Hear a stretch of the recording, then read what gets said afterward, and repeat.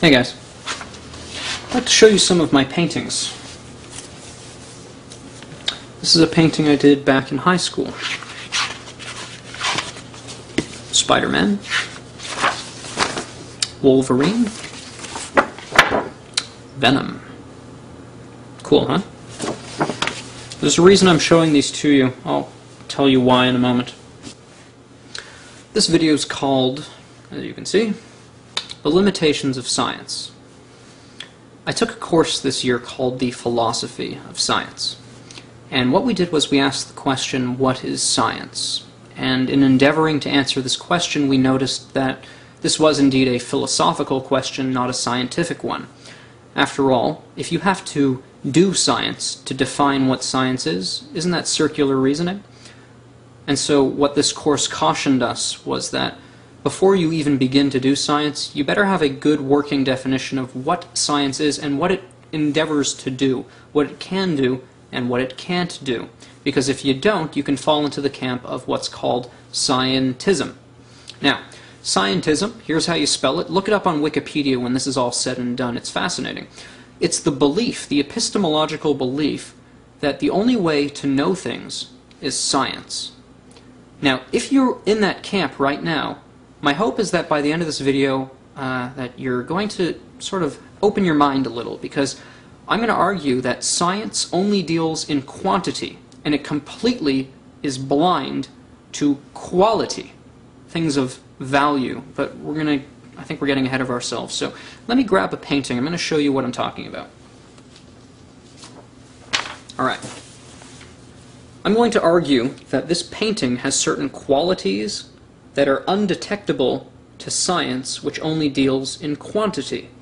Now, quantity, things we can test, repeat, demonstrate, measure. You know, we can measure this. We can measure the size of the paper. That's 8 by 11. The weight of the paper. Not sure how much it weighs, but, you know, we could weigh it. We could probably measure the degree of the pigment, how strong the colors are, how much paint is on the page. We might even be able to measure how hard I was pressing every time I did a brush stroke. That you know, you could do that, I suppose. So what qualities are in this painting that are undetectable to science? Well, let's pretend for a moment that my DNA was not on here. I mean, I've been touching it, so there probably is some of my DNA, but if there wasn't, if there was no DNA on this painting, and if my signature was not at the bottom, and if you only had the painting, there is nothing in the painting itself that points to me as its author. I painted this, but there's nothing in the painting itself that would lead you to believe that. There is no scientific experiment that would spit out the name Sean when you tested this thing. Here's another quality that this has. I painted this with a purpose in mind. The flower represented me when I was in high school, and the spider webs represented, I felt stuck in a situation that I couldn't get out of. Now, you couldn't have known that unless I told you. Now, the Creator has conveyed His purpose to you by way of communication, but you couldn't have figured that out using the scientific method. There is no way that this painting itself contains that information that I just relayed to you.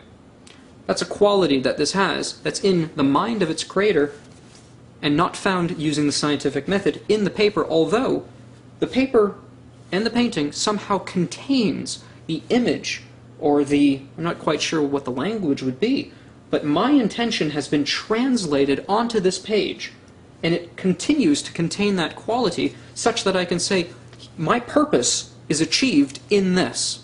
Here it is. But that's not something that science could actually detect. That's a quality. Here's another quality that this has. This is a flower, and these are spider webs, but that's not actually a flower. Doesn't smell like a flower at all. And those aren't actually spider webs. They weren't made by a spider. Now, you couldn't do a scientific experiment to discover the flowerness or the spiderwebness about this, because there's actually nothing to do with a flower or spiderweb in the paint, right? So you'd actually have to look at a spiderweb and look at a flower and say, Well, I see a relationship or a correlation, but again, that's a quality. That's a quality, not a quantifiable thing in the paper and painting itself. It's 3 qualities that I've identified. There might be more. What does this have to do with anything? What happens if we approach the world looking for the Creator, looking for a purpose or an intention or a correlation